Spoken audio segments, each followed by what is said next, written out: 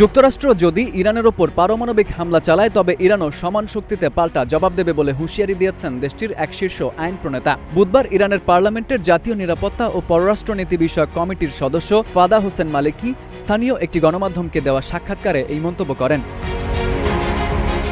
মালিকি জানান, মার্কিন president Donald ট্রাম্পের কোনো ভুল পদক্ষেপের সম্ভাবনা পুরোপুরি উড়িয়ে দেওয়া যায় না। তবে তার মতে ট্রাম্প এমন কোনো পদক্ষেপ নেওয়ার সাহস দেখাবেন না, কারণ এতে পুরো বিশ্ব এক ভয়াবহ যুদ্ধের মুখে পড়বে। মালিকি স্পষ্ট করে বলেন, ইরানের ওপর যে ধরনের অস্ত্র দিয়েই আঘাত করা হোক না কেন, তেহরানও ঠিক একই মাত্রায় তার জবাব দেবে। তবে তাদের নিজেদের পারমাণবিক অস্ত্র আছে কিনা সে বিষয়ে তিনি সরাসরি কিছুই বলেননি। মালিকি আরও উল্লেখ করেন, সামরিক জবাব দেওয়ার জন্য ইরানের হাতে বহু গোপন ও শক্তিশালী বিকল্প রয়েছে।